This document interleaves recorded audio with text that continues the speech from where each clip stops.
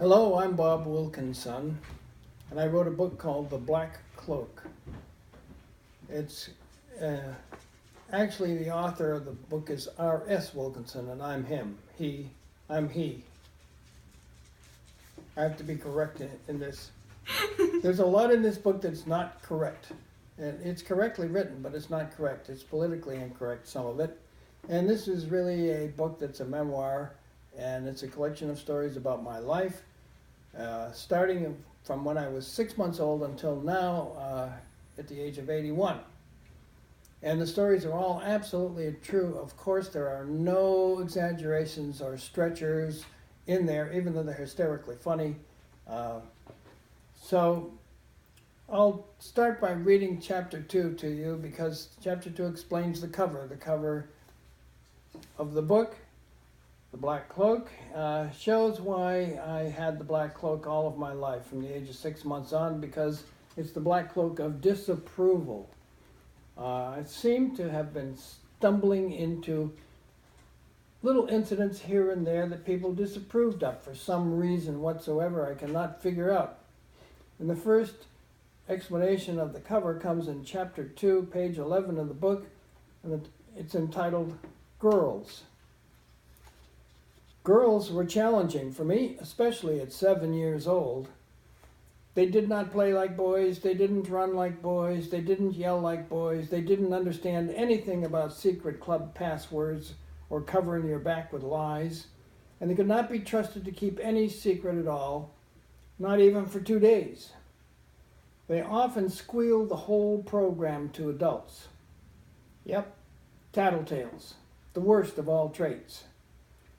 Anything looking like approval of a girl was totally forbidden. We never admitted that we liked a girl. Never. Except maybe to one trusted best friend, and even he could not be trusted with this information.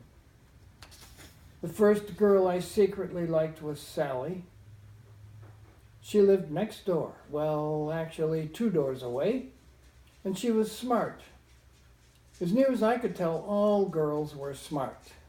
They got A's from teachers I didn't even like.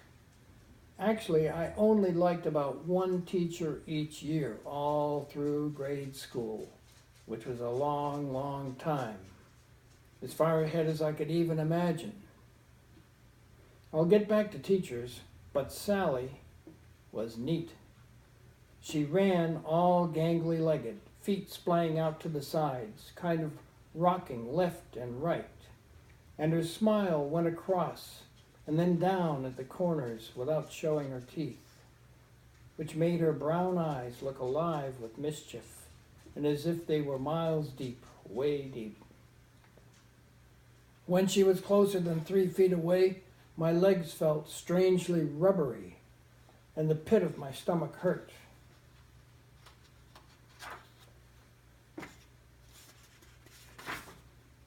And Sally was helping me chase lightning bugs on Saturday, June 6, 1942, a day I clearly remember.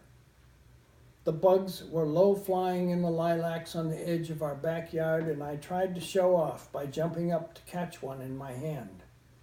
And amazingly, I caught one.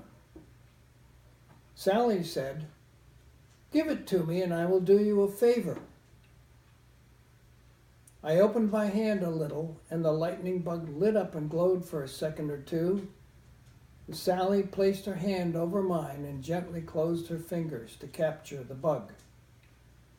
We stared silently, and then, without thinking, I blurted out, "I'll show you mine if you'll show me yours."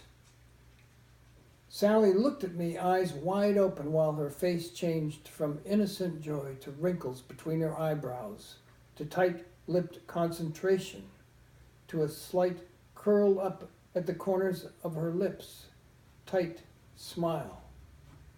And she nodded, ever so slightly. Then she slowly pulled open her hand and pursed her lips and gently blew the tiny glowing bug into freedom.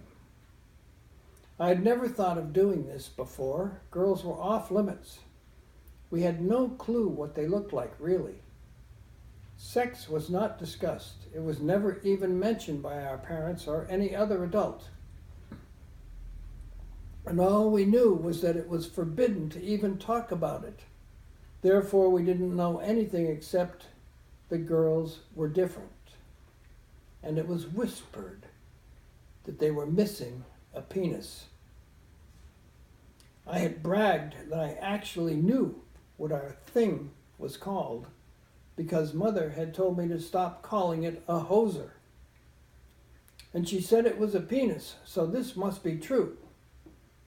I really didn't like Mother's name for it. Hoser sounded much better to my ear. But knowing the correct name for it was big news around the neighborhood, and at this moment with Sally, I was thinking that if I could actually say that I had seen what a girl looked like, I would be the man. And what is more important, the only man in my age group. So I undid my belt, unbuttoned my fly, we had buttons in those days, and pushed my pants and drawers halfway down to my knees, which were trembling. Sally was staring, bent over, hands on her knees, feet spread. And then she covered her mouth with her right hand and pointed with her left hand and started to giggle.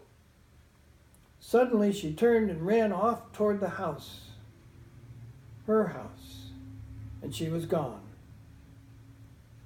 Sadly, Sally never spoke to me again, and of course, I never did see hers. We never chased lightning bugs again. I never even saw her at school because she was so smart that she skipped 2 grades and was not in the same class. But I will eternally remember her, and she taught me 3 things that left lasting conclusions. Girls are unpredictable, enchanting, and some of them can be trusted, even with a secret. I know this because Sally never told anyone about my exposure. If she had, in my neighborhood, I would have heard about it.